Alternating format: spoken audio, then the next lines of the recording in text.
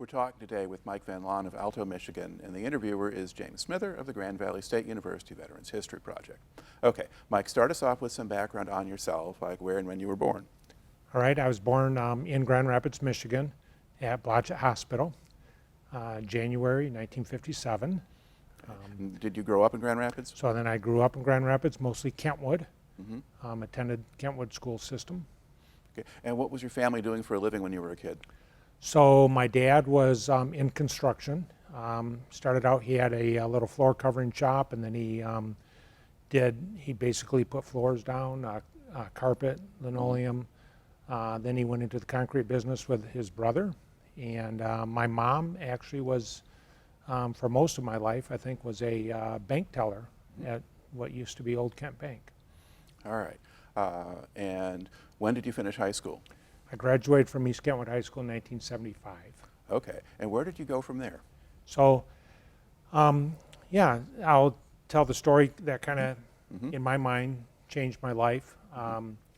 So as a high school senior, or actually junior, I was a fairly good student and was a great test taker. So my SAT, ACT scores were very good. So college was, I was told college was in my future. We didn't have a lot of college graduates in our family. And there were two things that I knew were important to me back then. I knew my parents probably didn't have enough money to send me to college, and I knew that I wanted to play football in college. So I started to pursue different options, and as I worked as a guidance counselor at Kentwood High School, Mr. R. Vanderson, as he worked with me, I had applied for ROTC scholarships because, again, that was a free way to go to college. And then he said, well, if you're going to apply for ROTC scholarships, you should also apply to the academies. I said, well, what do you mean? He says, well, there's West Point, there's Annapolis, there's the Air Force Academy, there's the Coast Guard Academy, there's the Merchant Marine Academy. So I applied to all of them as well, having no idea what it was all about. And the Air Force Academy football coach actually was interested in me playing football. And there was an Air Force Academy admissions liaison officer in Kentwood, a reserve Air Force officer, Colonel Gene Rabb, who, well, he was Major Gene Rabb back then, but he made connection with me and spent a lot of time with me and really got me interested in the Air Force Academy in particular. So, so I ended up getting accepted to all of the academies except for Annapolis for whatever reason, and I did choose the Air Force Academy. So that was really when my Air Force career started. I have a telegram actually that that Senator Philip Hart sent. So when you apply to the military academies, you have to go through a congressman or a senator. Right. Our congressman back then, they each have 5 slots at each of the academies. So our congressman back then had all 5 of his slots at the Air Force Academy filled. So I had to go to the next level, to the senator's level. And then Senator Hart sent a telegram to me on January 30, 1975, that says I've been officially accepted for admission to the U.S. Air Force Academy. And so I found this the other day in a packet my mom had put together, historical evidence, Yeah, I guess. yeah, back in the days before email. Before email, before cell phones, yeah. And he did follow up with a phone call. I do remember getting a phone call from Senator Hart, who I've never met, so I don't think I've ever met him anyway. But yeah, so so after graduation from high school, probably 2 to 3 weeks after graduation from high school, I left to go to the Colorado Springs area where the Air Force Academy is located. Right, because I guess I know that with West Point, the new people have to show up like July 1 or something like that because you do stuff before classes start. Now, before we get into the Air Force Academy experience, one other kind of question. So being born in 57, you're kind of growing up with Vietnam on television. Yep. What did you make or think of all of that? So, yeah, good question. we didn't have a real strong military background in our family. It turns out my dad was in the Naval Reserve and got activated for the Korean War, but I never knew that until later in life. And so we didn't talk about Vietnam much in our house. We didn't have anybody. Well, I did. I had a cousin that was that got drafted and was involved in the Army during that time, but it just wasn't a big discussion. I just figured it was something I was going to try to avoid. And that I think that was the general feeling at the time as well, is if we can avoid getting, if I personally can avoid getting, this doesn't sound good, but you know, avoid not having to go over to Vietnam. And unfortunately for me, that really never came to where I had to make a decision, because the conflict was officially ended before I was of age. Right. Yeah. And they also got rid of the draft at that point. Yes. So if you were going to join the service, you would do it on your own terms. So I registered and everything like you had to do. And then again, as an 18-year-old, well, really 17 or 18-year-old, as I was applying to the academies, I really don't know how much of a connection I made to the military academies and serving in the military. Obviously, I knew I was going to have to do that, but that all came later. Okay. And so now when you're joining the Air Force, are you doing it in hopes that you become a pilot, or would you just go where they sent you? No, so that's part of my story too. I really wanted to be a dentist when I was in high school. That was my career plan. So when I left to go to the Air Force Academy, I was going to play football, and I was going to be a pre-dental major, and that's how I started out. So. Sure. Okay, so now let's go back to the main line of your story here. So you get now to, July, you finished you're out of high school, and now it's off to the Air Force Academy, off to Colorado Springs. So now kind of take us through what happens when you get there. Well, so I left maybe about the third week of June. I flew in. I flew into Denver, stayed at a hotel they put me up at in Denver, got on the bus the next morning, and they bussed us down to Colorado Springs or to the academy.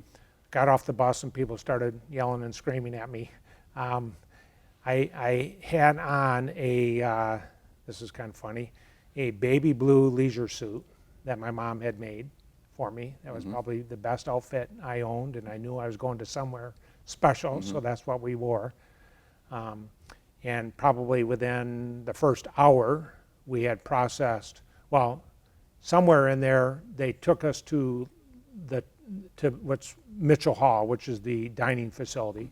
And I ate my first meal at the academy at attention, sitting at attention. I happen to remember it was beef stroganoff, because as I was sitting at attention eating, a bunch of beef stroganoff fell on that baby blue leisure suit. Shortly after lunch, we were issued our uniforms and changed into our uniforms, and whatever civilian clothes we had were packed away, and I didn't see those again until I think Christmas. So my baby blue leisure suit with the beef stroganoff stain stayed in that box until Christmas. But anyway, so yeah, it was a significant transition from being a civilian to being a military member.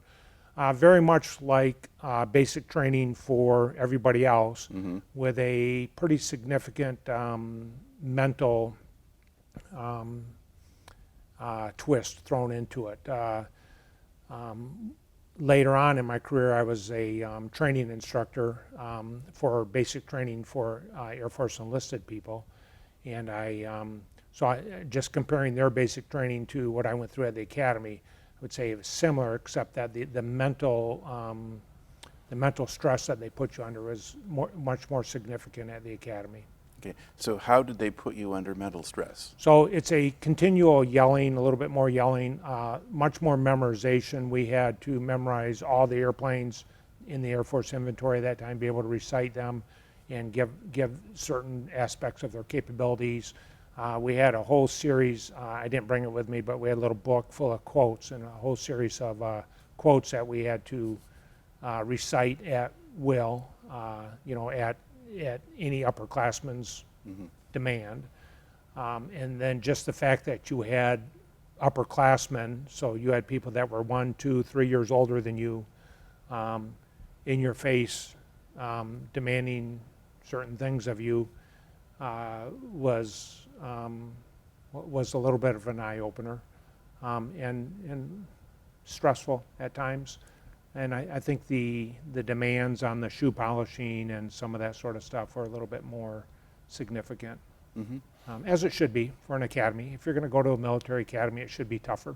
Okay. At what point did you figure out why they were doing that? Oh, probably halfway through the year. Okay.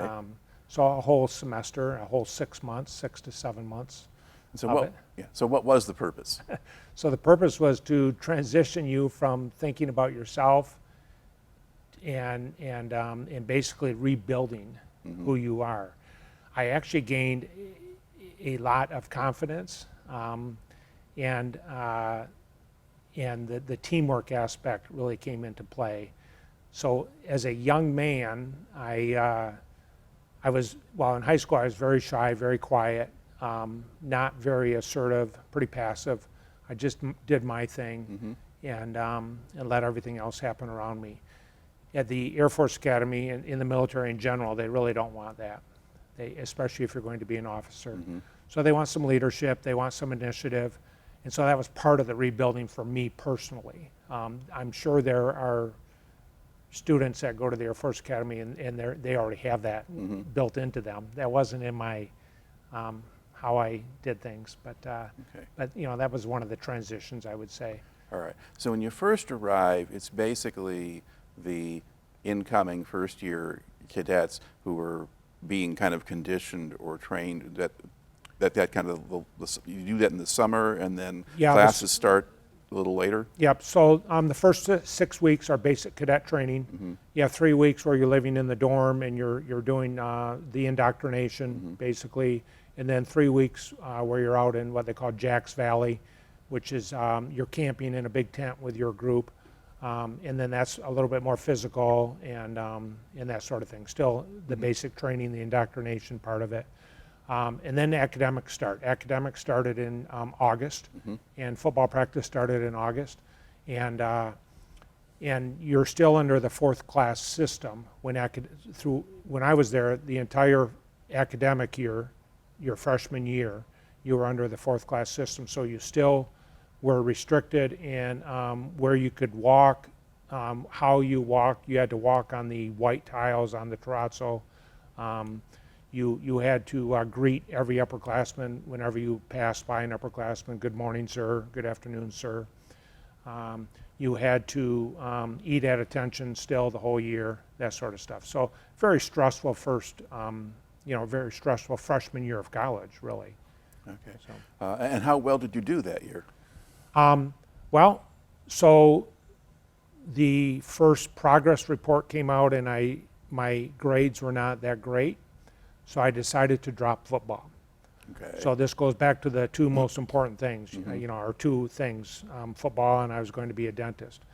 So I dropped football and brought my grades up after that.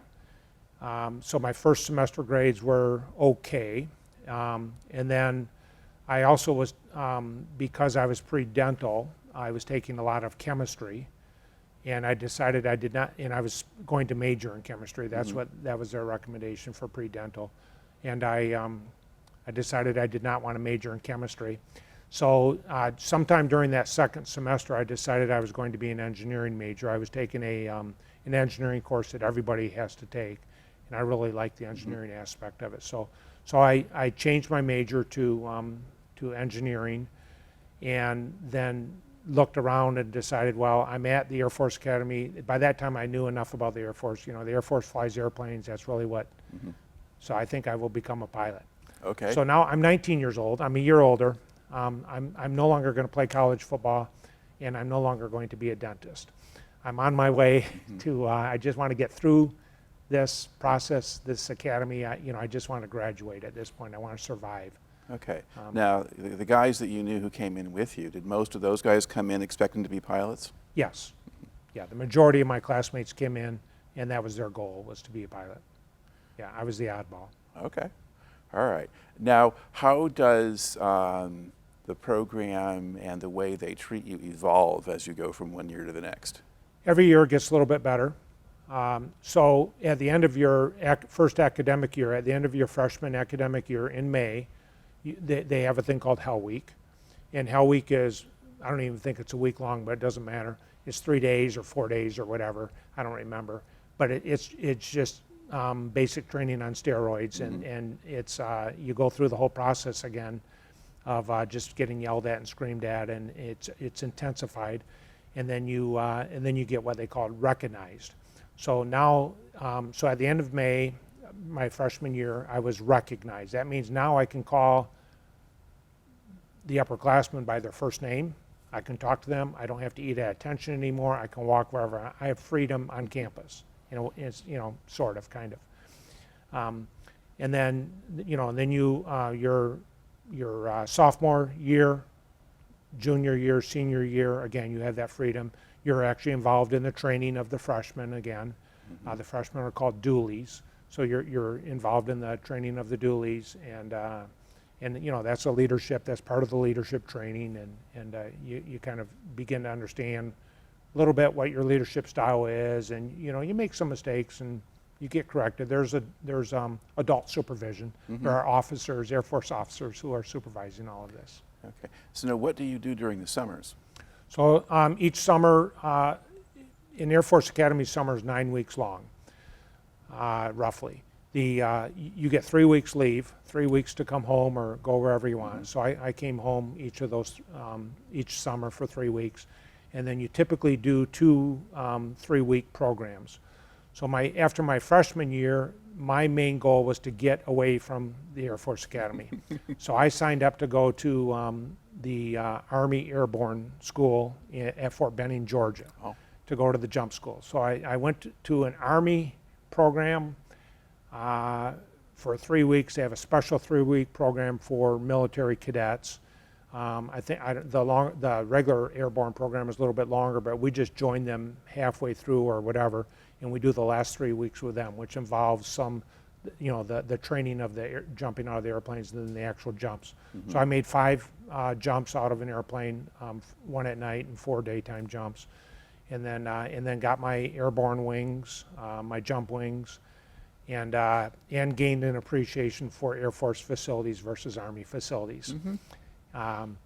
But I did get out of Colorado, so that was good news. The other 3-week program, I went through a program that all Air Force Academy cadets have to go through, and that's the SERE program, S-E-R-E. So that's Survival, Evasion, Resistance, Escape.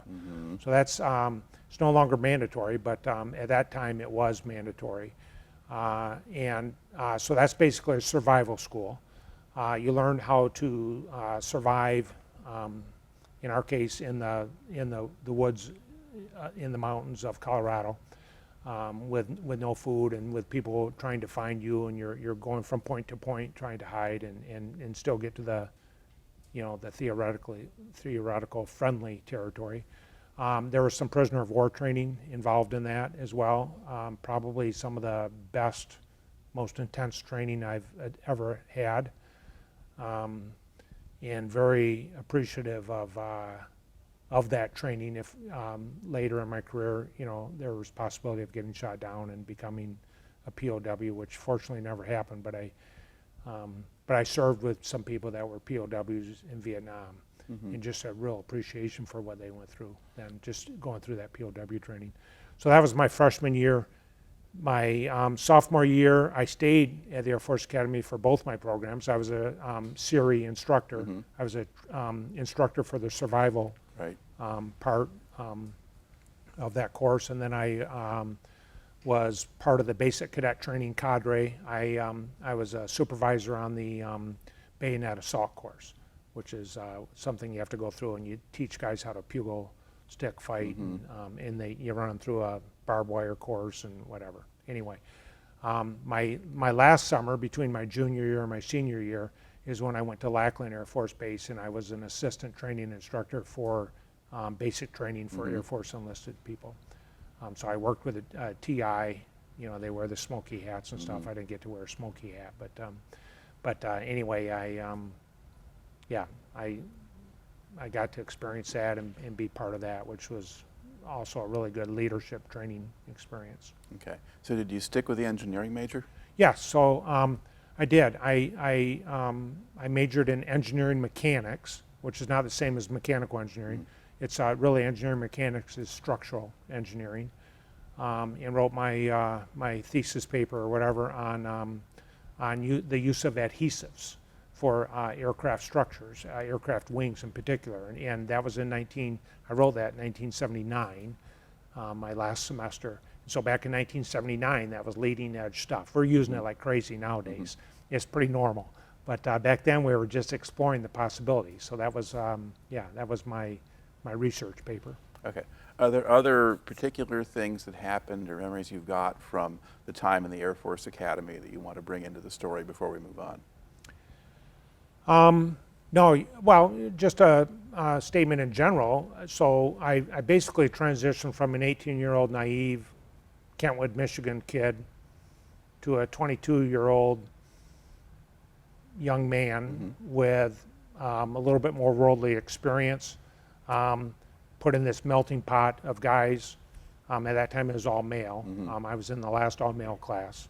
And then and just had a great experience. I didn't realize that when I graduated. I just wanted to get away from there. But I love going back there now.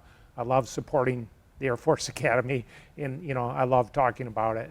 It really did change my life, I would say. But anyway, yeah. What proportion of your class do you think finished with you?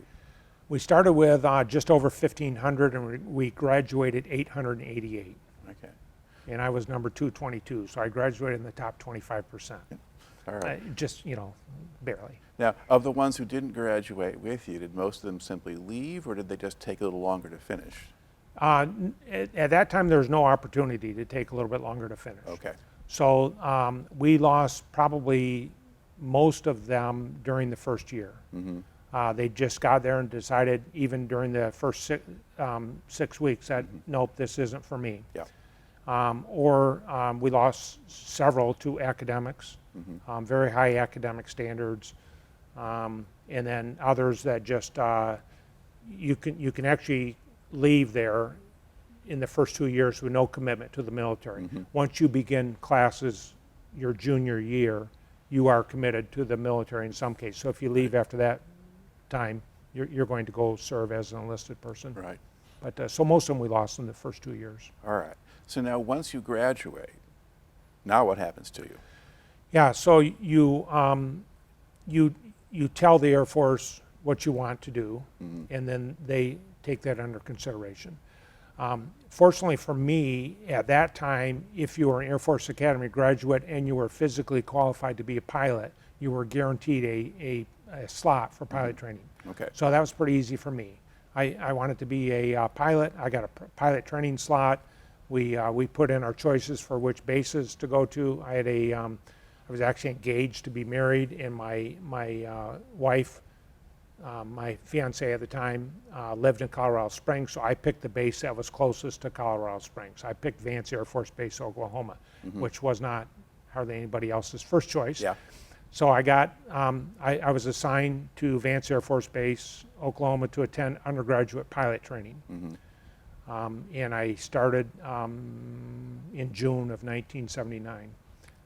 Now, is that base near a town of any size, or? Yeah, it's near it's near Enid, Oklahoma, Okay. which is the third largest city in Oklahoma.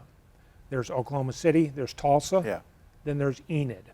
Enid was about 30,000 people. Yeah. Yeah. Okay. So small town. All right.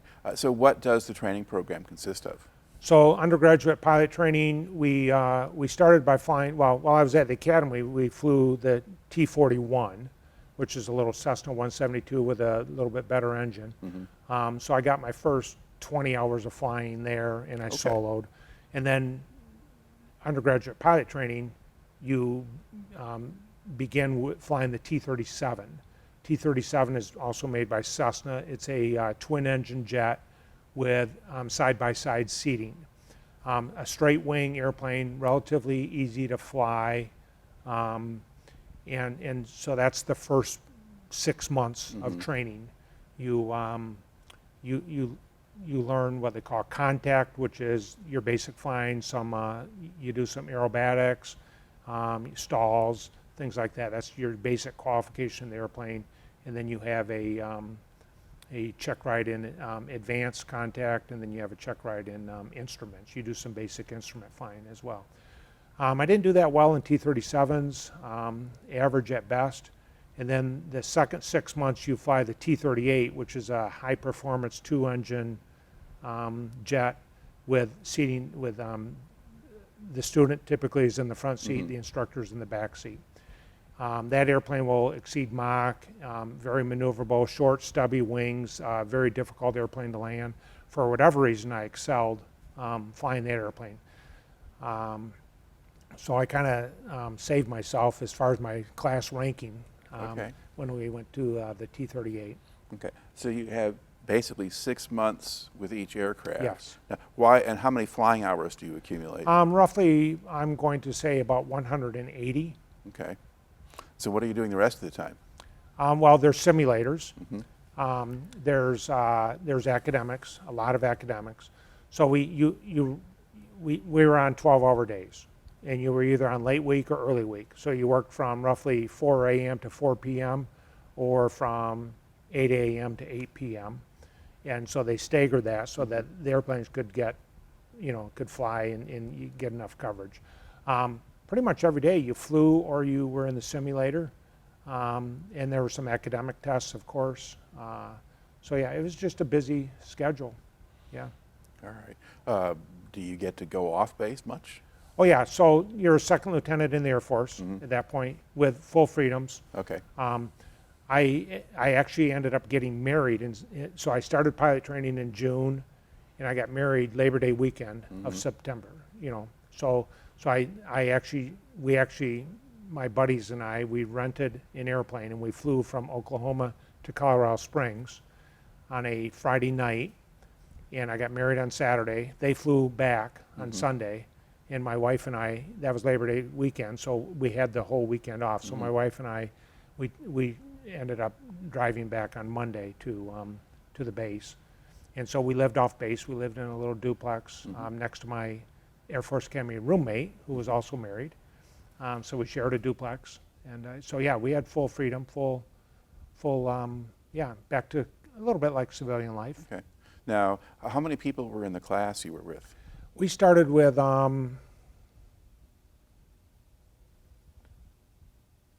probably 30 Okay. in my little section. Right. The class is 2 sections, so maybe 60, and then you graduate about 20, so 2/3 from pilot training. All right. Now, were there problems with accidents? Not that I remember. I'm sure there were, but we were so focused. I know leaping ahead, I stayed as an instructor pilot at Vance.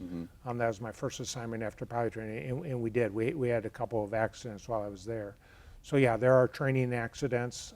The T-38 in particular can be very difficult to fly during certain situations of the training. And so yeah. That's going to happen. Yeah. All right. So then you have your first year. Now, at that point, once you've had that 1-year training course, now do you just go to regular duty assignments, or are there other echelons to go through? So yeah. So during pilot training, you get ranked based on your performance, and then again you fill out a dream sheet for the Air Force. This is what I want for my next assignment. Well, first of all, the supervisors determine if you are fighter qualified or not fighter qualified. Okay. So fortunately, I was fighter qualified, so I had my choice of any airplanes. If you're not fighter qualified, obviously you have to pick an airplane that's not a fighter. Yeah. So I picked my choices, and I ended up getting an assignment. So then they have an assignment night, and that's picked based on your class rank. And I ended up being assigned as a T-38 instructor back to Vance Air Force Base. So basically I was going to stay there and be an instructor. And that's not, that wasn't my first choice, but it was near the top just because I knew that I liked flying the T-38 and I was going to get a lot of flying hours if I became an instructor. Okay. So, so yeah, after graduation from pilot training, they sent me to Randolph Air Force Base, Texas for pilot instructor training, flying the T-38 as an instructor now, learning how to fly it from the back seat, but also learning how to tell the person in the front seat how to do certain things. So I went from being a student to being an instructor, and finished up there in I believe December of 1980, and then back to Vance Air Force Base. Okay. So did your wife then go down there with you for that? She did for part of the time. Yeah. I ended up with a broken eardrum and a kidney stone. I had some medical issues basically while I was down there. So she ended up coming down just to help me through the medical side of things. That wasn't the original plan, but that's, we don't always have control over stuff like that. So, Okay. yeah. But the eardrum thing, I mean, that didn't disqualify you from being a pilot? No, it healed it back. It healed back up. Yeah. Okay. All right. So now you go back again. I guess at least this way you didn't really have to move. You were already in Enid, Oklahoma. You could stay there and so forth. Now how did you like being an instructor? I loved it. I loved the airplane. I loved instructing, and it was a good experience. I worked for some great people. Again, my leadership development was continuing along just because I had some really good people that were mentoring me along the way. I flew with a variety of students, and they always say if you really want to learn a subject well, teach it. Yeah. And so I did. I mean, I just learned. I didn't realize how much I didn't know until I'm starting to teach it, and somebody is at the other side of the table from you one-on-one, and they're asking you questions, and you need to know the answer. And so yeah, it was really a good assignment for me. I did have I flew with some students from Saudi Arabia. I know we had one from Belgium, so I had some international students as well that were being sent through the U.S. pilot training program. And so that was good. I worked with some really, I worked with one person in particular who I think is relatively famous. That's Eileen Collins. And Eileen was she became an astronaut. She was a T-38 instructor pilot with me. She became an astronaut, and then she became the space shuttle commander. I think the first female commander. Anyway, and I think she was just in town a couple months ago. I was out of town, so I did not connect with her. But anyway, yeah, just worked with some great people and some great experiences. Had some close calls in the airplane with students doing some things that I was not expecting, but I survived those. God wasn't done with me yet, so I probably shouldn't have lived through a couple of them, but I did. Yeah, and we actually extended 1 year beyond what the original plan was. We bought a house in Enid. And I had the opportunity to go to what they call standardization evaluation and become a standardization pilot, which means you're giving the evaluations to the other instructors in the airplane. And that was a great assignment. Again, had a great boss. And yeah, it was a really good first assignment, good experience for me. Okay. So when do you leave Enid then? So we left in 1985. Okay. And again, when you are what they call a first assignment instructor pilot, you get pulled into this, all the other first assignment instructor pilots that are due for the next assignment, and they rank you again. A lot of competition in the military. So probably 200 first assignment instructor pilots that were in my group. And at that point, again, I had matured a little bit. I had fine-tuned what I liked doing when I flew, and therefore fine-tuned what I wanted for my next assignment. So my first choice was to fly the F-15, and so that's what I had on my dream sheet. And so when the assignment drops came down for that, Again, a pool of 200 people. There were 3 F-15s in the group. I got one of the 3 F-15s. So, so in 1985, yeah, well, 1984, I guess it was. Yeah, 1984. So in 1984, I found out that I got an assignment to F-15s, and I called up the Military Personnel Center and said, hey, I just got my assignment. I'm going to get F-15s, and there were no bad places to go in the F-15 back then. So, so I said, where am I going? And they said, you're going to Minot, North Dakota. So they don't have F-15s at Minot, North Dakota. They will by the time you get there. Oh. So my assignment was F-15 to Minot, North Dakota. Okay, because that's usually, you think of North Dakota as being kind of strategic air command Yes, territory. it was. So we were a little tenant unit. We'll get to that, Okay. yeah. So. All right. So off you go to Minot. All right. So how does that process Yeah, work? so so while I was an instructor at pilot training, I also took time off to go to squadron officer school at Maxwell Air Force Base. That was in 1983, I think. But anyway, so now the next thing that I do then in order to fly an F-15 is I have to go to what they call fighter lead-in training. And that's at Holloman Air Force Base, New Mexico. And so you're flying the AT-38. It's a T-38 with some weapons capability. So of course, I had a lot of experience in the airplane since I just instructed in that. And so that's maybe a 6 to 8 week program. And I graduated from there as the Top Gun student, and just had a great time because again, I knew the airplane so well. Yeah. It was easy. It was a cakewalk. Just had to learn to fly it differently, more aggressively, and I found out that I loved air to air, flying against other airplanes. Then from there we left, and my wife is with me this whole time, and we have 2 children by now. We left Holloman Air Force Base and we went to Luke Air Force Base in the Phoenix, Arizona area. And that's where my F-15 training would take place. And that is a 5-month course. So we arrived there in October and we left in early March. We arrived there late October, left in early March. That was a very intense training, probably the most intensive flying training I've ever been through. We started with 10 students in my class and we graduated with 7. And so these guys had already been selected, competitively selected. But I had Dave Robinson was my instructor pilot. I still remember him. He ended up being a Thunderbird eventually. He had also been a T-38 instructor pilot at Vance Air Force Base. We kind of overlapped by maybe a year there, so we knew each other a little bit. But yeah, so just intense training, learning to fly the F-15, and more importantly, learning how to fight with it. Okay. Now, how does flying an F-15 differ from the trainer? Well, it's a different airplane. The basics of flying with every airplane is the same. The landing, the takeoff, you have stall speeds and whatnot. But the F-15 was the most powerful airplane I've flown.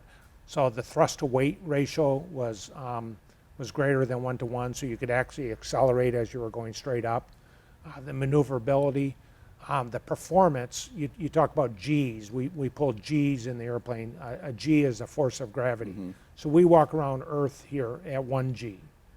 And if you take a turn real tight in a car, sometimes you'll get pushed out as you take that turn, and that's a G-force. That might be 1.2 Gs or something like that. Well, in the T-38, we probably pulled 5 Gs as we were doing a loop, just to get maneuvering in the vertical. In the F-15, you could go up to 9 Gs. So you really were restricted by your physical limits. And what happens when you pull G's is the blood from your brain starts to go down to your feet.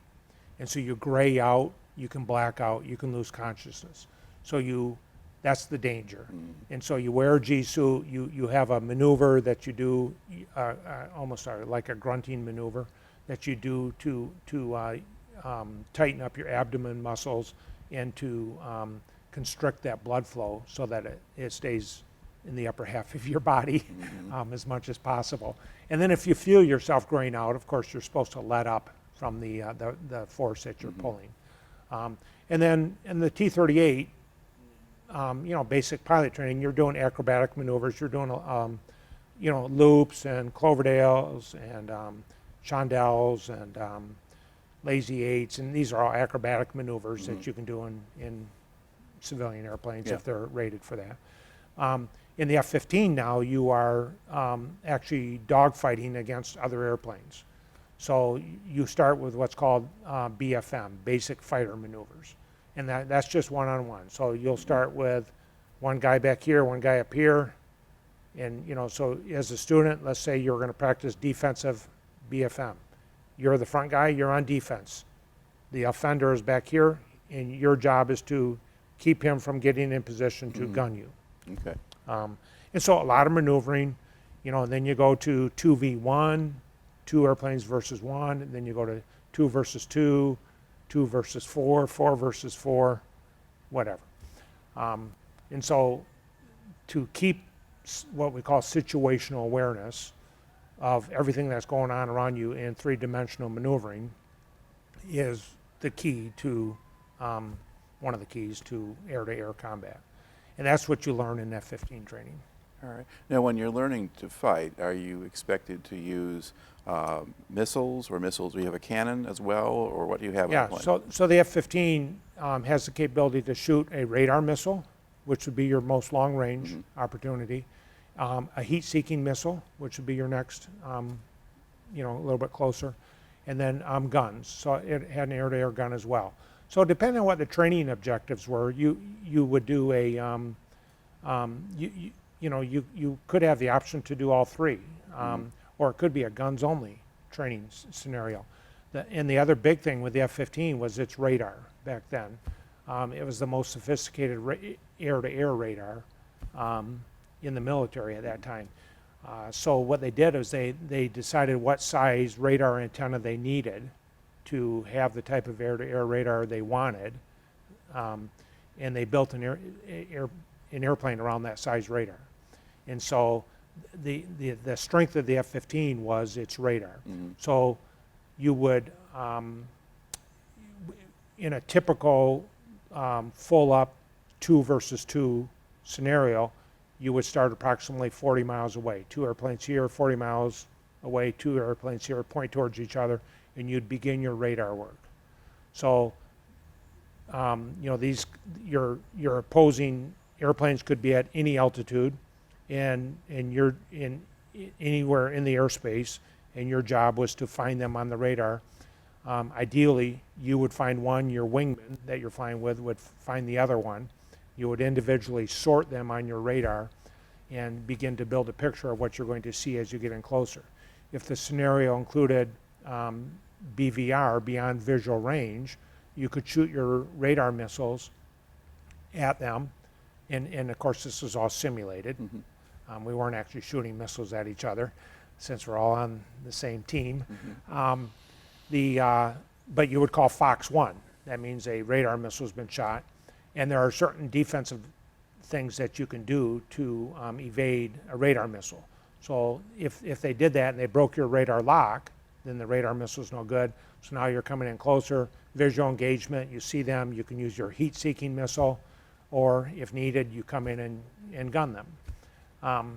Whatever scenario is driven, the objective is to be on the shooting end versus on the getting shot at end. So. Okay. Now, was there a particular type of Soviet aircraft that you were training to engage, or was this? So at that time, the Flanker and the Fulcrum were the new Soviet threats as far as fighters go. And so yes, we were training, we trained across the whole spectrum. And this came more into play maybe when I actually got to my operational unit. But even in the F-15 training course, if you were, let's just say, training against the MiG-21. So the MiG-21 is a smaller airplane, and so lots of times they would use the T-38 to an AT-38 or an F-5, even better yet, an F-5. The aggressor squadron had F-5s, and they would emulate the Soviet MiG-21. So you're in a visual fight, they're going to see you before you see them, and that changes the tactics a little bit and that sort of stuff. Okay. But yeah, we were training for the whole, anywhere from a MiG-21 to the Flanker and the Fulcrum airplanes. Okay, and are those known by other names? I mean, are they higher level MiGs or are they something else? They're the Flanker and the Fulcrum were like the I'm trying to think of what, like the MiG-29 and the Su-27 maybe. Okay. Some of that knowledge has just escaped okay. my I my thought brain. the So MiG-21 was kind of an obsolete aircraft by yes, then. so the MiG-21 actually was used in the Vietnam War. Yeah, yeah, and then And, there were MiG-23s used by the end of it, I think. Yep. So the MiG-23 is the flogger, and so that's more of a it's not a very as maneuverable, and a little bit bigger. But yeah, we would train for that too. That's in the up from the MiG-21 up towards the MiG-29. Yeah. And whatnot. Okay. Yep. All right. So when do you finish all of that? Yeah, so I finished in March of 1985. Again, I won the Top Gun Award for F-15 training and the Top Academic Award. So I came into my operational, so we left Phoenix, Arizona, and we drove up to Minot, North Dakota Okay. in March. And I reported to my new unit there, which was the 5th Fighter Interceptor Squadron. So the 5th Fighter Interceptor Squadron, known as the Spittin' Kittens, we were a tenant unit on the Strategic Air Command base of Minot Air Force Base. So we had roughly 30 F-15 pilots in our unit, just a single squadron, self-contained, left to ourselves for the most part. And the Strategic Air Command people, they had B-52s there and KC-135s, which were the refueling airplanes. So we interacted with them a little bit socially and whatnot, but pretty much left each other alone. Okay. So what was your squadron's basic mission? So that's a great question. Primarily in the 5th Fighter Interceptor Squadron, our mission was air defense. So we were the, what I would call the last line of defense. If, again, this is Cold War, so this is a Cold War mission. The Soviet bombers coming up over the north through Canada towards the northern border of the United States. We also sat alert. We always had 2 airplanes and 2 pilots on alert. Well, at Minot we did, but we also had 2, first at Holloman Air Force Base in New Mexico, and then later it became, our alert base was Loring Air Force Base in Maine. So we were doing coastal defense off the coast of Maine, or we're doing southern border defense in case, well, there really was not much of a threat there from the south. But I have a story or two about sitting alert at Holloman. But yeah, so our primary mission was air defense against the Soviet bombers. All right. Now you brought along with you a picture here, Yeah. and if you kind of hold it kind of up a little bit toward the middle, like so, you've got there a Soviet bomber together with an F-15. Now, is that something? So that now that's not a retouched picture, right? That's Right. just a picture. No photoshopping. So okay, you can put that back down. So what's actually going on there? So when we sat alert at Loring Air Force Base, Maine, our mission there was to watch that northeast coast. It just so happens that the Soviet Union at that time was making routine supply runs from their country down to Cuba. Part of the cat and mouse game during the Cold War was for them to come close to our airspace and for us to show them that we were there. So every time that they made that run, we were scrambled, launched from alert to intercept them. Now this was a was not a routine thing, but it also wasn't like a big deal. Mm-hmm. Oftentimes, in this particular case, when I got scrambled, the airplanes at Keflavik, Iceland, turned. They had already joined up on the Soviet bomber, and usually we stayed a mile away. Mm-hmm. Sometimes, if we wanted a photo opportunity, we came in close and did that sort of thing. But you had to get permission to do that, so that's a special permission picture there. But so the Iceland guys turned it over to us, and then there were airplanes in Boston that were on air defense alert. We handed it off to them. Mm-hmm. They handed it off to the people in South Carolina. They handed it off to the people in Florida, and then the airplane, the Soviet bomber ended up in Cuba. Yep. So the whole time we're there, I think they wanted us to know that they had that type of range and that they felt comfortable coming that close to our airspace. They never violated airspace. They just pushed the boundaries. And we wanted them to know that we knew they were there and that we could get there, and I'm 25, 26 years old now, or whatever. All right. What rank were you at this point? Captain. Okay. All right. So basically, your squadron then, did it just have temporary assignments in Maine or New Mexico, or did it actually fully move? No, so we temporary. So we rotated in. So we always had 3 pilots, two sitting alert. So two on, 1 off. So we had in a spare airplane. So we had three airplanes, 3 pilots, and you would go to Loring Air Force Base or Holloman for a week at a time. Okay. And so we just rotated. So really about once a month, I was at Loring. All right. And you said you had some stories from being down at Holloman. Just one story. We did get scrambled at Holloman, and so sometimes you would get scrambled. This was a no-notice scramble. Sometimes you would get notified ahead of time, hey, you're going to get scrambled tomorrow. It's going to be a practice. So we got scrambled, and we had not received any notice ahead of time. So we thought, well, they're testing the system. I mean, what could possibly happen between us and Mexico, And so we got airborne, and you're supposed to be able to get airborne in 15 minutes. And so, I mean, we did. Everything was good. So we're thinking, okay, we passed the test. We're good. Now we'll just go out and do some routine training.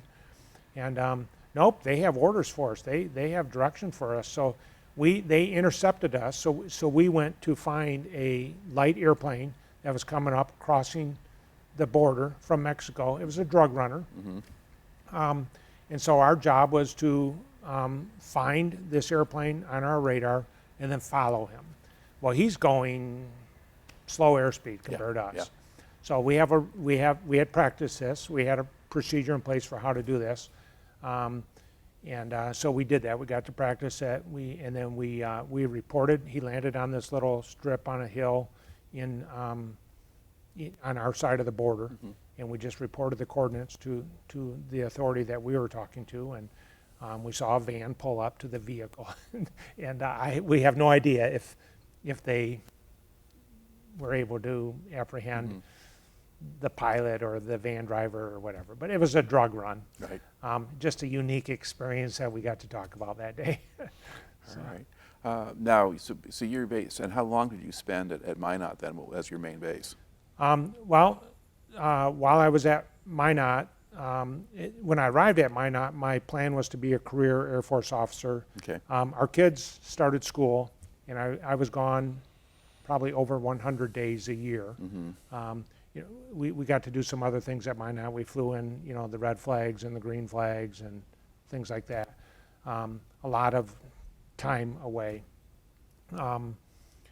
And so I just felt like I was missing out on too much family time and too much time raising my kids. So I made a decision to leave the active duty Air Force, but I knew I still wanted to fly military airplanes. So I went and I interviewed with the Michigan Air National Guard in Battle Creek, thinking that's my hometown, if I can get a job there. As I put my feelers out, I also had a job flying F-15s out of Boston. They were getting our F-15s. The 5th Fighter Interceptor Squadron was going to be closing down, shutting down. So our airplanes were going to Boston. So I had an opportunity there.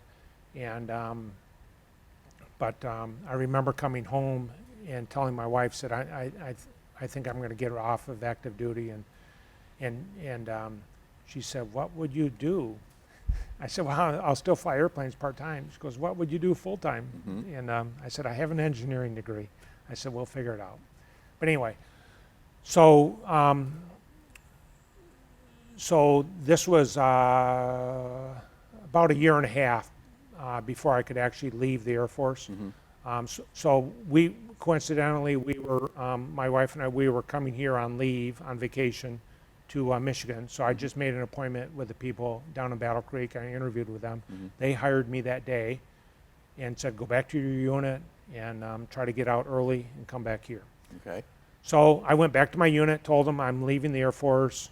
I want to leave early. And there was a process for doing that. It turns out I was able to leave active duty Air Force 3 months early. So for every month that you left early, you had to serve double that in the Air National Guard. There's a thing called Palace Chase. But anyway, so I did receive a Palace Chase. So I was able to leave January of 1988 from Minot. And then we had moved back here to Michigan. And so I began my Air National Guard time on January 1, 1988. Okay. And did you find a job? I did. So I became the hospital engineer, the director of facility management at Pine Rest Christian Hospital. All right. So I have my full-time job. Okay. And how closely did that actually connect to your engineering training? Not at all. Yeah. It was a management job. Okay. And I knew that going into it. But the analytical side of engineering was a definite factor, and just have the background. Anything that we actually needed real engineering on, we contracted out. Right. It was beneficial for me to have that background to talk to those people. Right. But I did no real actual engineering in that job. Okay. And throughout my other careers, the education was great to have, but I have great educational engineering stuff. I have no real life experience in engineering. You don't want to hire me as an engineer. Okay. All right. So how long did you stay with Pine Rest? About 6 years, and then that was the time when the Air National Guard was transitioning to another airplane, and I knew that flying this other airplane was going to take more time. Actually, the engineer job was very busy, almost too busy to also fly in the Air National Guard with. So I had to make a decision to either stay at the hospital and move up in position, or to leave that job and to continue to fly in the Air National Guard. Coincidentally, I had one of my engineering companies that I was working with offer me a job. They said, if you're ever thinking about leaving, come talk to us. So I talked to them, and I negotiated up front to have enough time off to fly the new airplane at the Air National Guard. And then I ended up becoming a partner in that business with them as well, which helped. But Okay. Now, during the time then when you're at Pine Rest and you're first with the National Guard, that's the era when the Gulf War happens. yes. Okay. So how did that affect you, or what did you do or not do during that time? Yep. So with the Battle Creek Air National Guard, I got hired in. The airplane that they were flying at the time was called the A-37. So it's a very similar airplane to the T-37 that I flew in pilot training that I didn't do very well at. But the A-37 had the T-38 engine, so it had a little bit better engine, and it was the mission was forward air control and close air support. So it was used in Vietnam, the A-37 was, and it's a decent forward air control airplane. You shoot some rockets, it has a gun, you can drop some bombs with it, but primarily you shoot rockets to mark the target so that a faster airplane can come in and drop the bombs on your mark. Right. So I went from flying the F-15, one of our latest, greatest high-performance airplanes, doing only air-to-air, to flying the A-37, one of our oldest airplanes in the inventory, doing only air-to-ground. So I completely changed my mission, and so it was a big transition. But yeah, it was a good airplane to fly, and when you're, so most Air National Guard members have to do their 1 weekend a month, a drill weekend. As a pilot, you have to do more than that because you have to stay proficient in the airplane. So you're really doing probably an additional 1 day a week So probably a total of 7 to 8 days during the month, I would say, in order to get enough flying time in. So that's where, like when I was at the hospital, I would leave every Wednesday afternoon and fly on Wednesday nights. And then sometimes I would take the day off on Friday and fly on Friday. And if we were flying on Saturday at the Air National Guard, I would go down there on Saturday as well. Try to get down there 3 days a week if I could. But so I was flying the A-37 when the Gulf War. We were actually in Tucson, Arizona, deployed down there in January, getting out of the Michigan winters so we could have some good weather to fly using the ranges there. And the announcement came through, and there was no plan to use the A-37. And our actual wartime mission as A-37 pilots was we were battalion, we were battalion level ALOs. So we were going to be assigned to an Army unit, and we were going to be the air advisor to the Army commander. We were going to call in airstrikes from the ground and that sort of stuff. That was our wartime mission. So we kind of waited for that word to come down, like which Army units are we getting assigned to, who's going to get assigned, how many do they need. Turned out they didn't need any. So they didn't send any Guard, Army Guard, or reserve units over that we were affiliated with. So we had one of our pilots volunteer because he just wanted to be involved. He was at the end of his military career and it was time to do something, he thought, and a very patriotic individual. He got assigned to an Army unit in El Paso, and he trained with them the whole time, and they never left Texas. So he missed his opportunity. But, you know, they really were not, I guess we weren't needed. Yeah. Well, it wasn't a very long war. Right. As those things went. So, and that actually was true of a lot of people who were in the service at the time, Yeah. especially if they were in Guard or reserve units. You know, you're expecting something to happen, and then it doesn't. Okay. Now, I guess while we're at it here, you brought a couple of other things with you. You've got a flight helmet there. Yeah. I can hold that up. And is that what you use for a particular aircraft, or So pretty much for any of them? This was actually my helmet that I used when I flew the A-10. And you want to hold that up a little bit? For just Battle make sure. Creek. Yeah. Okay. So when I was flying the T-38, I had the older style helmet. When I went to the F-15, they developed these lighter weight helmets. Again, when you're pulling Gs and stuff like that, the weight of the helmet increases by the number of Gs you're pulling. So if you're pulling 7 Gs, this helmet weighs 7 times as much. So yeah, I use this type of helmet for the F-15 and the A-37 and the A-10. All. Okay. And all those airplanes require to have oxygen. So this plugs into the oxygen connection for the airplane. This plugs into the communication port. And then, you know, you're flying with the mask over your face and whatnot. And usually air to air, I usually flew with the visor up just because I didn't want anything distracting my visual.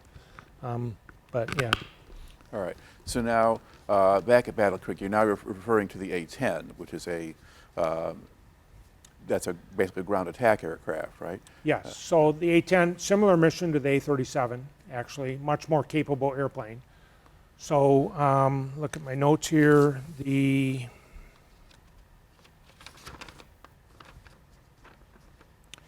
Probably about 1991 or 92, Battle Creek was notified that the A-37s were going to go away and they were going to get A-10s. So that was pretty exciting to me because now we're back to a leading edge technology airplane. And so I really wanted to check out, but I had that job at the hospital that wasn't going to work out.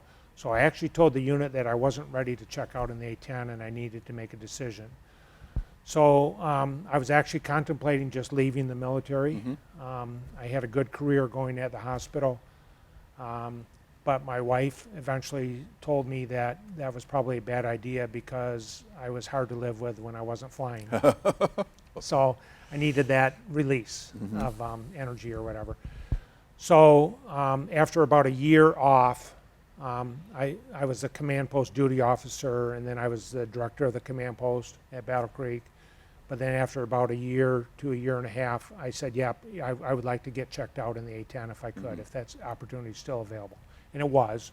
So I went to A-10 school at Davis-Monthan Air Force Base in Tucson, Arizona, and then came back to Battle Creek, finished my flying training there in the A-10, and then became an A-10 pilot for that. And then I finished my career out flying the A-10. But yeah, so we got the A-10. We almost immediately crashed two A-10s, and we lost both airplanes and both pilots.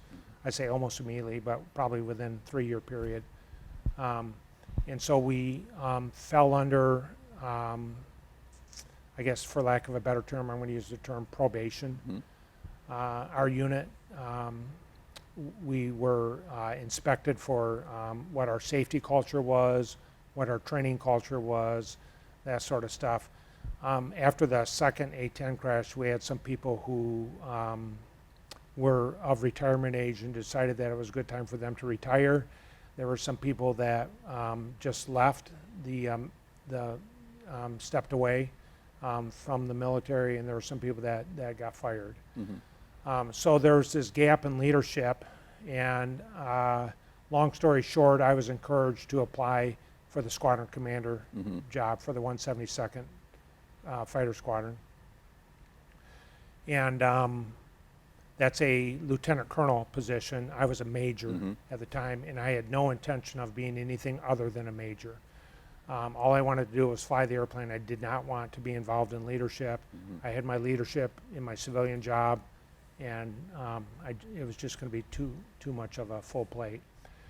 So I had not done any of the Air Command and Staff College stuff that you do if you want to get promoted. I just said I'm happy at major and I can retire as a major. So anyway, I became the squadron commander of the A-10 squadron as a major. I was the lowest ranking squadron commander in the tactical air forces. But yeah, I had a really good operations officer who was my right-hand person helping me, and we set out to, and I had a good wing commander who they had brought in from another base, and we worked to change the culture at Battle Creek Air Force Base, Battle Creek Air National Guard Base, and specifically the 110th Fighter Wing and the 172nd Fighter Squadron. Okay. Now, was the A-10 just a harder plane to fly than the previous one, or just different? Just different.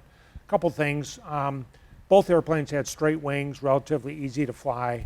The A-37 had side-by-side seating. The A-10 is single seat, just like the F-15, single seat, you're by yourself. So, but the A-10, you could do more with it because of the technology. And we pushed, because we were actually going to fly the A-10 in combat. We were, the A-37, we were never going to fly that in combat, or, probably not. We were going to be on the ground in combat. That was our role. So you could almost have more fun with the A-37. The A-10 you needed to be more serious about. So as we transitioned to the A-10, we expanded our capabilities, and we pushed the envelope a little bit about what we could do. Fly a little bit lower, do a little bit more at low altitude, work with the Army helicopters a little bit more, which meant lower and a more complicated mission. So anytime you train harder, you increase the risk of an accident, and we did. The first accident we had, it was 4 airplanes there at Nellis Air Force Base doing some training in the desert at Nellis in the mountains, and again, a long story short, they ran into some bad weather, and they decided that they were in a bad spot. They did a 180 out of a canyon that they were in, but the last guy didn't execute it quick enough, and so he hit the side of the hill. The other accident was in El Paso, Texas. Again, we were deployed doing some training, and they were working with Army helicopters, Army guys on the ground, and that's all low altitude stuff, unfamiliar terrain, and the guy kind of pancaked it in. My best friend at the unit at the time, and And so, yeah, I mean, we pushed the envelope, and maybe, in retrospect, maybe we weren't serious enough about it at the time. I don't know. I wasn't in a leadership position at the time. I was just hanging on and flying the airplane. Yeah. Now that you move up to that, do you still get to fly, or are you expected to stay on the ground while they fly? Oh, no, nope. I'm full up flying. I'm the leader by example. And so, yeah, we had to kind of prove, well, one of my first things as squadron commander was the wing commander and I got to make a trip to the Air National Guard headquarters over in the Washington, D.C. area, and we got to have a general point a finger in our chest telling us that we had 1 year to fix things or they were going to shut down Battle Creek. Mm-hmm. So we came back and we developed a plan to fix things. So the first thing we did is we took everybody's qualifications that they had in the A-10 and we said, you're at no qualifications, we're going to requalify everybody. And we brought in active duty Air Force instructors to requalify everybody, myself included, to whatever. So if we had instructor pilots, they got requalified as instructor pilots. If it was determined that they shouldn't be at that qualification, which we ended up not having to do that with anybody, but there was that fear that some people are going to lose their qualifications. Anyway, we kind of retrained everybody with new standards, and so a year later we had what's called an operational readiness inspection, which is where the Air Force IG comes in and they give your unit an inspection. Again, long story short, our unit received an outstanding. We were the first Michigan Air National Guard flying unit to receive an outstanding in an ORI. So that was our report card. That was our graduation exercise. So after that, we went back to training to fight. Mm-hmm. And so we did a deployment to Thailand, and then at some point we got activated to go over to Italy to fly in support of Bosnia, and then we were activated to go over to Iraq to support the no-fly zone Okay. All right. and all that. But yeah. Let's talk a little bit about the deployment. So what was the Thailand adventure like? Well, I didn't go on it. Oh, you didn't go on it. Okay. But it was apparently a great trip. So we were part of a support for an exercise over there with a bunch of different airplanes, different types, and the quantity was large. It was a large exercise, and so yeah, I mean the guys flew over there, with a stop in Hawaii, with a stop in Guam, and so it was just it was a fun trip for those guys that did it. And at the time, I owned a business, and I just couldn't take 3 weeks off to do that. And yeah, and we performed well in the exercise, and yeah, there's all kinds of stories that those guys have. Okay. Now Bosnia was no exercise. Right. So talk a little bit about that. So now we got activated. We deployed over to Aviano. So this is the first time that I'm taking a military airplane and I'm crossing the Atlantic.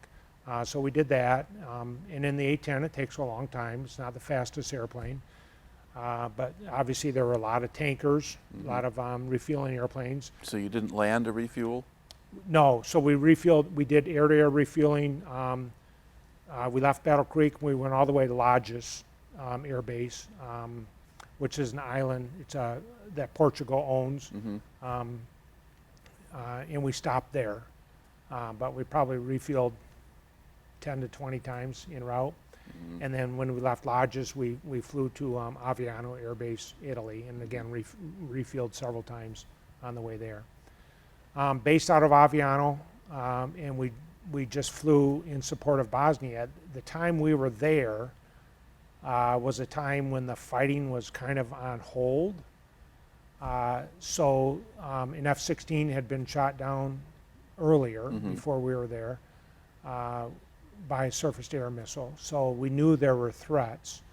So we were limited in our, for the most part, we were supposed to stay above a certain altitude to keep out of the threat of the lower level surface-to-air missiles. But we were still within range, within altitude of the next level of surface-to-air missiles. We did get locked up a few times by Locked up, the meaning surface that- to air missile radar. Okay. Yep. Yeah. So we knew they were watching us. And then, but our primary purpose was to be a presence so that the forces on the ground knew A-10s were overhead and were available if needed. We were always talking to people on the ground on the radio as well. And so if they wanted us to do something like make a low-level pass over an area, we would do that. A couple times we would have locals that were working with our guys come on the radio and talk to us and just thank us for being there. It was very heartwarming, Yeah. I guess. So yeah, I never got shot at over there, and I never dropped anything. Okay. Never had to shoot anything.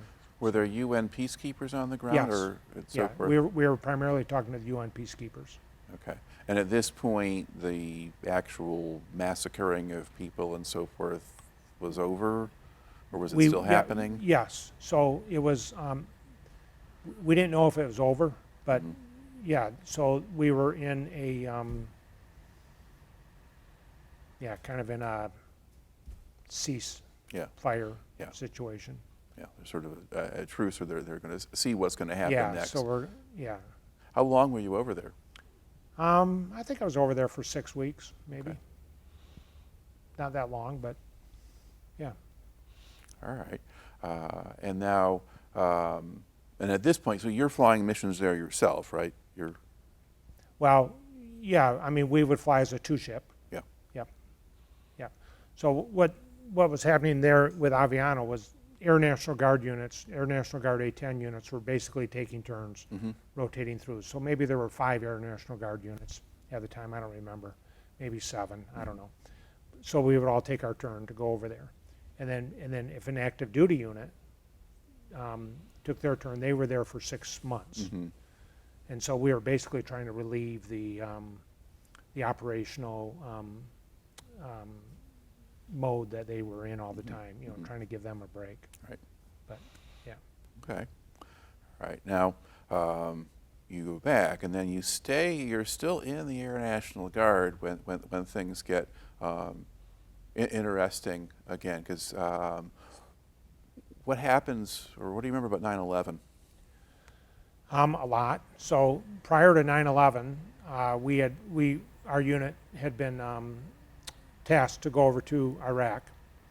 Oh, that's right. Before 9/11, okay. Because there was still, I guess, I'm sort of skipping over something. Because I guess Well- there is the, after the original Gulf War, we did have an Air Force presence over Iraq enforcing no-fly zones and things Right. like that. Now, your unit, though, was not part of that? We did. So we deployed in 2000 Okay. to help enforce the no-fly zone.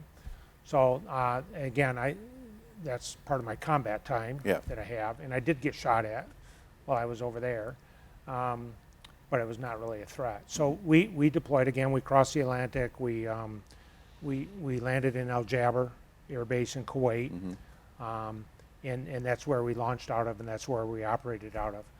So I have lots of good stories about being out of Al Jaber, working with the locals in their control tower. I was a supervisor of flying at that time, and so part of my duty was to be in the control tower with the locals. We always had to have a American in the control tower when we were flying. But I mean, one time the prayer bells went off, and they all stopped what they were doing, and they faced east, and they did their thing. And we have airplanes landing, we have airplanes doing all this stuff. It was just an interesting culture to, and dedication to prayer that was eye-opening. But I always think it's good to look at other people's cultures and to respect that. And so another time I was up there, and they were having lunch, and they invited me to have lunch with them, and I didn't know what I was in for, but they spread newspaper on the floor, dumped this chicken and stuff, whatever it was, on the floor, and we just ate it with our hands, and I just did what they did. But it was great, and they gave me a little can of Pepsi, a Kuwaiti can of Pepsi to have, because I didn't have anything. I didn't come prepared. Anyway, just good things. Yeah, but anyway, so we flew over Iraq, looking, well, yeah, they weren't launching any airplanes, but they were employing some air defense things, and I did have a little bit of AAA anti-aircraft artillery fire up at me. I'm at 20,000 feet, which is where we were supposed to be, and that AAA can go up to about 10,000 feet. So I really didn't feel threatened. And the idea was if they shot at us, that we would retaliate. And so you have to report it. And then the standard answer was, that they got your information, and then they would go in the next day and retaliate, which I actually thought was kind of a poor policy. I thought we should have immediately retaliated. But there were a lot of political considerations to be had. And so I didn't get to retaliate against my own shooting at, but that's okay too. Yeah. All right. And what were the Kuwaitis like to work with? I mean, I guess you got along with them. Yeah, I thought it was great. They were great. We didn't fly with them. They basically were the base support. So they owned the tower and the air traffic control facilities. We had our people there as well, of course. But again, from a political standpoint, you don't come in and take over their base without allowing them to be there and operate. So yeah, it was just a good working relationship the whole time. I did have some time off. I was able to go to Kuwait City, and that was a little bit more of a mixed reception. Some of the Kuwaitis there treated us well, some did not.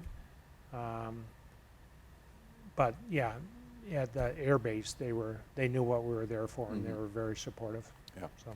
Yeah. It had been quite a while since the Gulf Wars, so, Yes. and he thanked you for chasing out the Iraqis. Yes, a long time the ago. people on the base that still were, there were still visual evidence of of Al Jaber being bombed, and the damage that had been done. And I mean, the Iraqis took over that base. Yeah.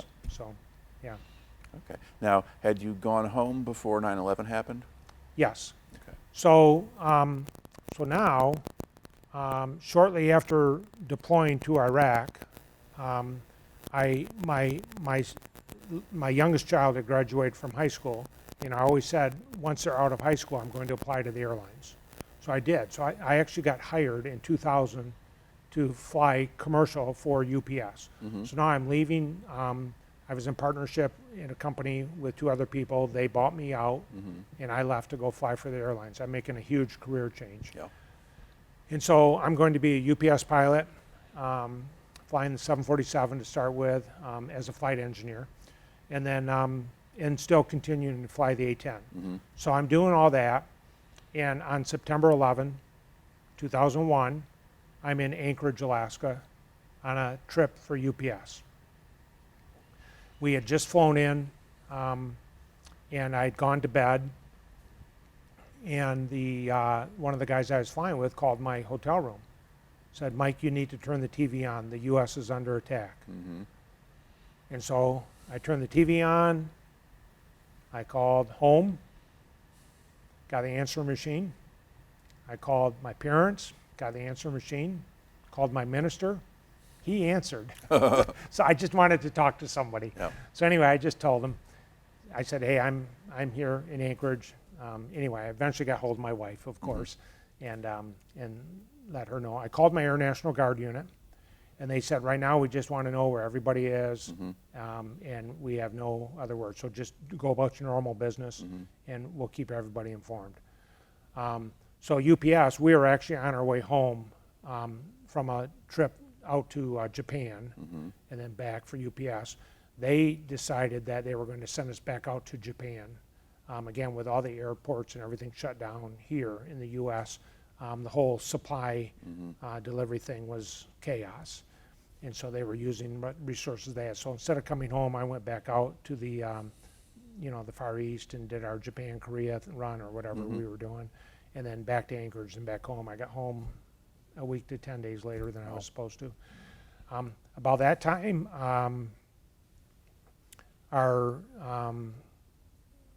our unit got together for our normal drill weekend, and we just had a big get together to talk about it. It turns out that we were not getting activated due to that right away. There were opportunities for A10 guys to get to go fly with other units and get activated with them. So if they didn't have enough pilots that wanted to go over to, fly over Afghanistan or wherever, then some of our guys did do that. I did not. So at that point, I did not. I was not involved in any of the responses that we had to 9/11 directly. Okay.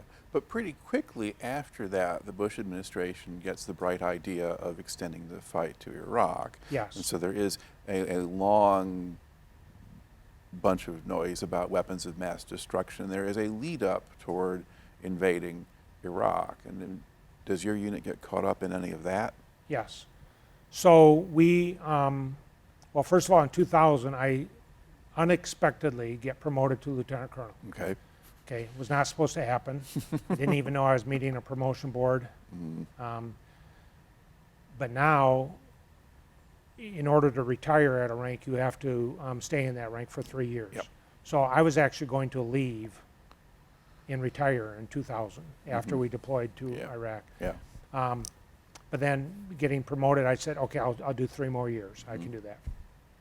I'm no longer the squadron commander. I've stepped away from that voluntarily, but I'm in the unit. I'm the deputy operations group commander. Still kind of supervising flying stuff at a higher level, but not as directly responsible for personnel. Yeah. And so flying for UPS, flying for the Guard, and I decided I will continue to fly the A-10 until I get a front seat job at UPS. So I was a flight engineer. About a year and a half later, so about 2002, I'm able to hold, I transitioned over to 757, Boeing 757, Boeing 767 at UPS, and now I'm a co-pilot, first officer for that. So I'm actively flying with controls now, not on the side panel. Right. And so now I feel like I can maybe back away from my flying with the Air National Guard. So I take my last flight in the A-10, my wife, my kids, they all come out, we celebrate, blah, blah, blah. And I said, I'm just going to finish my last year non-flying. I'll help out with whatever needs to be helped. And then my retirement date is February 28, 2003. And that's right about the time frame that you introduced us to here with President Bush making a decision that maybe there should be some activity over there. So our unit gets activated about mid-February 2003. And we need to send over X number of pilots. And so we had a bunch of volunteers, people that want to do that. We had some people that had some situations. Their wife was pregnant, or something along those lines. They had family situations where they really would prefer not to go over. And so we were one person short. So I said, I'll go over if you get me checked back out in the airplane. Well, in the A-10 single seat, you don't have, if you lose landing currency, it's a big deal to go back and get landing currency. Anyway, there wasn't time, nor were there resources to get me checked out in the airplane. So I said, I'll still go over. And every unit, every fighter unit has to have a representative at the Combined Air Operations Center. So the Combined Air Operations Center is called the CAOC, C-A-O-C. And that's like the command post. So I said, I'll just go to the CAOC. I can be our unit's representative there, and you don't have to rotate people in every week. So it takes care of a lot of logistical problems. You'll have a senior ranking guy there, a former squadron commander, and that's better than having a lieutenant there because you have to speak up for your unit and defend what's going on and that sort of stuff. Everybody, of course, thought that was a great idea. And so so I got activated to go over with the unit to Al Jaber. Did not fly an airplane this time. Got to go with the troops in the troop carrier. And I landed in Al Jaber. The next morning, I got on a little airplane and flew to Prince Sultan Air Base, Saudi Arabia, and that's where the kayak was located at that time. So. Okay. Now the kayak, now does that have only Air Force people, or do you have people from Navy or anyone else who has aircraft? I'm going to guess that it was about 50% Air Force, 40% Navy, and 10% Army. Okay. So, and combined means that it's multiple countries. Right. So we also had Aussies there, the Brits were there, the French were there. Anybody, I'm trying to think, maybe not French. Well, not the French, no, because Yeah. the French gave us freedom fries. Yes. So, yeah, they So stood out. we were allowed to fly over their country. Yeah. But, and I'm trying to think what other country, but anyway, the Brits, the Aussies for sure. Anyway, any country that had airplanes flying Right. in that thing had, over Iraq. Well, I asked that represented. in part because one of the issues with the air war in Vietnam had been that the different service branches did their own thing, and Right. the SAC people stayed away from everybody, the TAC people, and even within the Air Force. And that was part of the problem they had. So here, clearly, they're doing something different. Yeah, at this so we stage. learned from history. So we used to just have a command post, and then that kind of got renamed to Air Operations Center. And then when you have multiple branches of the service represented, it's a joint Air Operations Center. And then when the joint has multiple countries involved, it's a combined Air Operations Center. So we were at that combined Air Operations Center. In fact, the leader of the group that I worked in was a Navy pilot. Okay. So, All right. Now, how long do you have actual combat activity, or because I guess the physical war doesn't last too long there either. no. So we were deployed with orders to go over there for 1 year, extendable to 2. Yeah. So that was the type of commitment we were making. In actuality, of course, things happen fast, and it was over fast. I came back, so I arrived there in March. By the time all the administrative stuff was taken care of, our airplanes and I arrived there in March.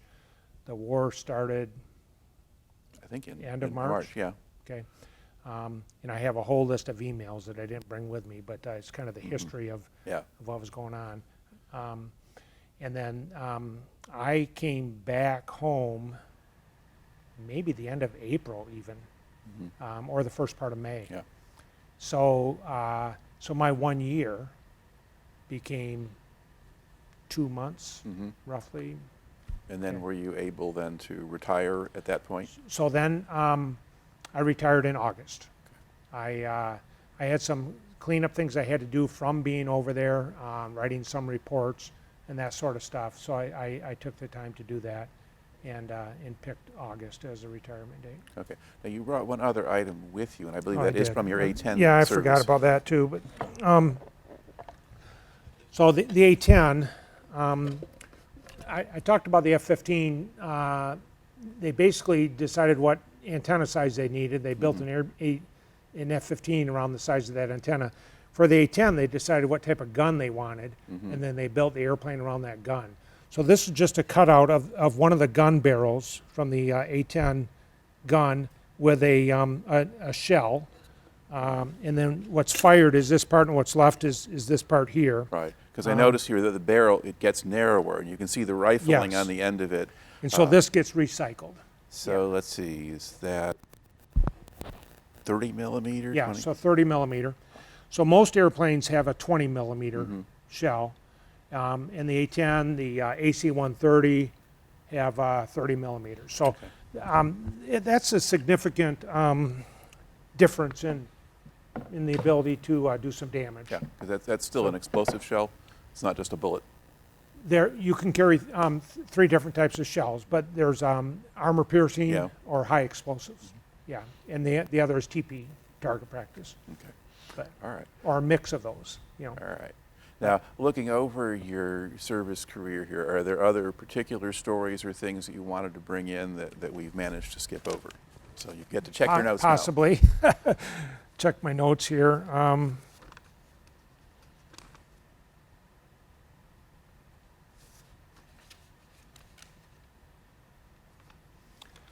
One of the things I was able to do as an F-15 pilot is I was the designated electronic combat pilot for our unit. And so I went to a special school at Hurlburt Field in Florida, near Panama City. Anyway, and that was, that really, in retrospect, it really prepared me well to fly the A-10. Because that school really was focused on the air defense systems and the radars that the Soviet Union at that time had. So that was just kind of a nice little thing that that I was able to do. Yeah, the only thing being in the Combat Air Operations Center, we had a couple of interesting situations there while I was there. You want me to go into that a little bit? Okay. So, so my job was, I was the senior A-10 liaison officer to the general who was running the air war. And so we were flying about 150 A-10 sorties a day, more than any other airplane. And so our job was to prioritize. So we would get maybe, I don't know how many requests, but more than 150.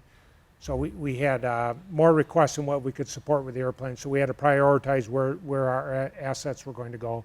And then we had to do some initial mission planning for that, coordinate with air refueling and whatnot. One of the very first things was preparing for the first day of the war. We were going to go support the Navy SEALs in the Gulf, where during the first Gulf War, Saddam had sent people to destroy the oil wells. And then that would make that body of water unusable for resupply. And so we had pre-positioned some SEALs there this time, and that we were not going to let that happen. So we were going to mission plan some A-10s to provide air support for those SEALs. So I had to go find the SEALs to, they were at the KAC as well. They had their own room, didn't come out of it too often. So anyway, I mean, I love this story, but I'm a lieutenant colonel. I'm pretty good size guy. And I don't get intimidated easily, but I knock on the door and the door cracks open and yep. And it's this guy and I said, hey, I'm Lieutenant Colonel VanLaan. I'm here to do some mission planning for such and such mission. And yeah, still not opening the door. I go, I'm with the A-10s. Oh, okay, come on in. And so, so I walk into the room, everybody in that room stops what they're doing and they look at me and they give me this, what I call the SEAL look. Like, we're gonna intimidate you. And so for the first time in a long time, I felt intimidated. Like, I'm probably the senior ranking guy in this room. Most of these guys are enlisted or junior officers, but they just have a presence about them. So that's the first time I really got a good appreciation for Navy SEALs. And then as soon as I spoke the words to the whole room, I said, hey, I didn't use my rank this time. Yeah. I said, hey, I'm Mike VanLaan. I'm here with the A-10s. I'm going to help, we're going to plan this mission. Immediately, the tone of the room changed. And so, I mean, the A-10 was very much appreciated by the guys on the ground. And then, so I got to work with the SEALs over time, on various missions. So that was just kind of good. And I really gained a huge respect for the Navy SEALs and everything they do and their level of professionalism and training. Yeah. So, but they probably don't like brass very much, especially if they're people who are all about the rules and their own importance. But when you're somebody useful, that's a little bit different. Yeah. You just have to let them know you're useful first. They're on the I mean, and some of them had been in country, so they don't look like military people either. I mean, they're bearded, they're full up, The other thing was we were, as the ground war progressed, we knew we were going to have to do what's called urban close air support over Baghdad. So close air support is CAS, C-A-S, so urban CAS. That was a relatively new mission for us. And the issue was that we would launch out of launch A-10s out of Al Jaber Air Base, refuel south of Iraq, and then go in country. And then come back, refuel, land at Al Jaber. The issue was that if you refuel south of Iraq, you really don't have that much time over Baghdad by the time you fly to Baghdad to do urban CAS, which is going to take a little bit more time than regular CAS. So we came up with two plans. So the general calls me up and says, I need you to find out what you can about Toledo Air Base. And I'm not even sure I can spell Toledo right now, but T-A-L-I-L-L or something. But I said, okay, sir. And he said, what would it take to launch A-10s out of there? I'll get back to you. So anyway, Toledo is halfway between Al Jaber Air Base and Baghdad. It's an Iraqi air base. Yep. And so I did all the research and the legwork, and we started supplying Toledo with JP4, which is fuel for the A-10, and all the parts and pieces, and we made that a forward operating location. So that was one of my major accomplishments, was opening up that base. And as the hostilities wore down, the general actually rewarded me with I got to fly into to take a C-130 on a supply run into Toledo and to walk around. But so we had our A-10 guys over there sleeping on the ground in tents or on a cot in the open, no running water, no electricity. And we were flying, launching out of there. Our maintenance guys, our pilots, they were awesome. And I was so proud of that group. And it was mostly Battle Creek guys, of course, guys that, were under my command at one time. So that was pretty cool. And that allowed us to spend more time in urban CAS. The other thing we did, and I had a little conflict with the KC-135 pilots over this, but we eventually resolved it where we were able to move the air refueling tracks a little bit further north over Iraq. Right. And they were afraid of being shot at. And a KC-135 being shot at is a really bad thing. Yeah. So, I mean, they had some legitimate concerns, but we had to address those. How high would they fly when they refuel? Well, they would fly as high as possible, but refueling, and that's where the problem came in with refueling the A-10. The A-10 can't refuel very high at all, so they have to go down to about 15,000 feet. 15 to 20,000 feet would be the altitude. All right. Now, would it take a regular surface-to-air missile as opposed to like a shoulder-fired thing to hit at that level? There are shoulder-fired surface-to-air missiles that could hit it at that level. Okay. So we had to sanitize that area is what we had to do. Yeah, because that's the risk with that kind of thing. Yes. You're not going to have any big radar-guided facilities, but if they can use the handheld things just as they're using in which are unpredictable Ukraine right now, on where they are. Yep. So what we ended up doing, we provided some escort for them, usually in A-10, but not always. Some other fighter airplane that could react if there was any activity on the ground at all, that they could actually provide some cover while the 135 left the area. So we had no issues whatsoever as we did that. The other thing was one day I was at a KAOC on duty, and we worked 12-hour shifts there 7 days a week. And it came over the loudspeaker. The KAOC had two parts. The bottom floor was just a large room with large TV screens, all this technology, and a group of hundreds of people, computers, whatnot. And then the second floor, a smaller group. That's usually where we hung out. Again, computers and whatnot. But anyway, I heard over the loudspeaker asking for the A-10 air liaison officer. So I went down and talked to the colonel that's running, and he said, well, one of your guys just got shot down, so just tell us what you can about him. And I go, what? And yeah, one of your guys just got shot down. We're going to take losses in a big war. And anyway, it turned out it was a Battle Creek guy, and he had gotten hit by a surface-to-air missile. He bailed out of the airplane safely. He landed on the ground, and he got picked up by Army guys right away. Another time, got called out again, and hey, one of your A-10s has been hit with AAA, and it was a young A-10 pilot, Soup Campbell. Campbell was her last name. Soup was her nickname. You can make the connection. And she was relatively young, A-10 pilot, but and she had lost all hydraulics. No one had ever landed in A-10 without hydraulics before. Well, Soup Campbell was the first one to do it. And so that's what they wanted to do. She was flying with her squadron commander on the wing. They made that decision together.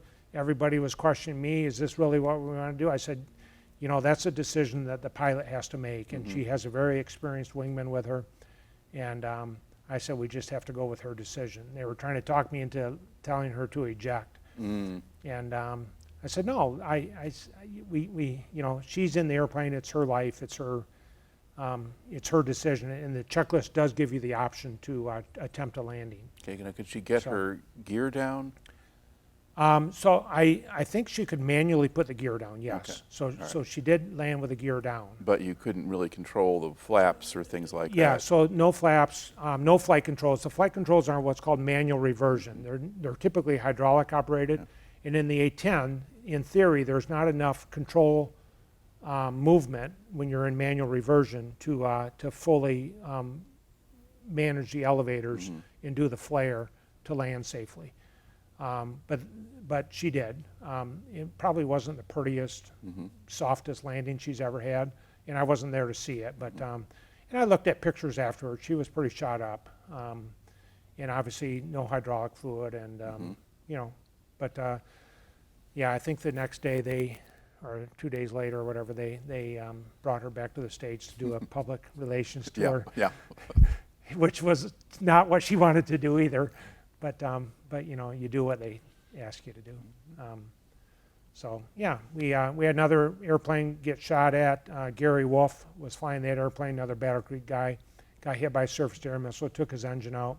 That engine is at the Air Zoo in Kalamazoo, if anybody wants to see it.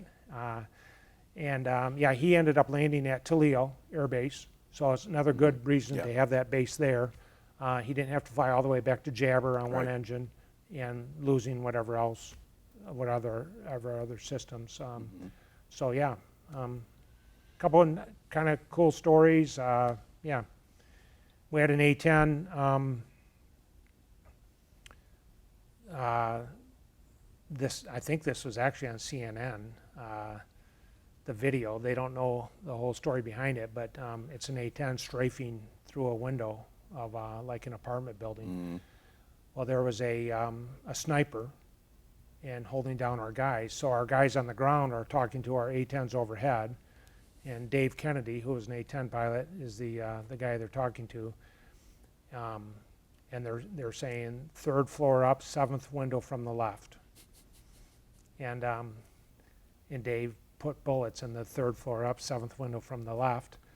And there aren't too many airplanes that can do that besides the A-10, because again, nothing, you know, I flew the F-15, a fast airplane, nothing against fast airplanes. Yeah, but slow airplanes, you can take that 7th window. You can actually have time to count and put the bullets where you want to. So yeah, he took that sniper out, which allowed the ground guys to move forward and hopefully save some lives on our end. Right. But yeah.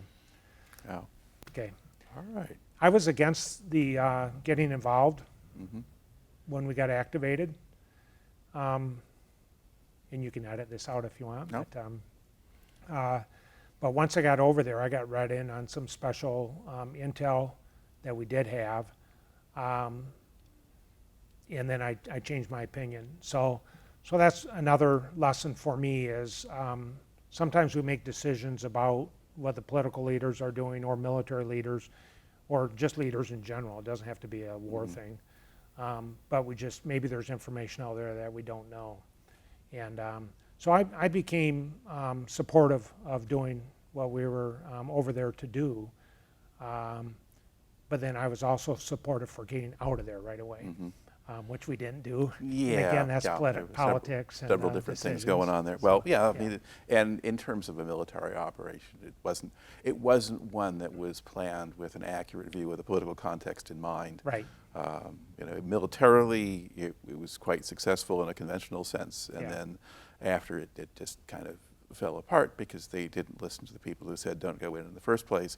Or if you do it the way the Army wanted to, which was enough force to get everything under control. Yeah. Yeah, but anyway, that's not your job. But in the meantime, you did learn things to show, okay, there's at least some reason why there might be a reason to act. Yeah, there was reason to get involved. Yeah. That I was made aware of from what I consider to be reliable sources. And I'm not even sure I can give the No, details. you don't need to. But, you know, the other thing was the whole race to Baghdad. That was the news headline. Yeah, yeah. Well, that was a horrible idea. And I think that speaks a little bit to what you were alluding to. We rushed through there so fast, the Army in particular, I thought, that we didn't secure the area behind us. So we could have done a better job with that. I mean, I think that's a lesson learned. You know, in the United States, typically we don't go into war to conquer a country. Right. We go in and then we hope to rebuild maybe, or to help them do some rebuilding. And again, I think there's all kinds of lessons to be learned about how to do that in a non-Western civilization culture. Yeah. We were good at doing it in Europe after World War II. Yeah. Not so good in the Middle East. Yeah. And maybe a little better in places like Bosnia or Kosovo. Yeah. Yeah. Yeah. All right. Well, for you've certainly got an interesting career and a kind of distinctive one. Now, normally I close the interview and I ask people how their time in the service affected them, but that's been pretty much what a lot of this interview has been.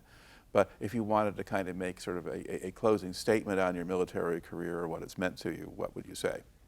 Yeah, I'm grateful for the opportunity. I'm grateful for, you know, the telegram that started it all. Led me on this path that I had no idea was even out there. So I just think it's interesting that this little kid from Kentwood, Michigan, was able to experience everything I experienced. I'm thankful that I was kept safe through all of it. I would say that my closest friends are people that I either went to the Air Force Academy with or served in the military with.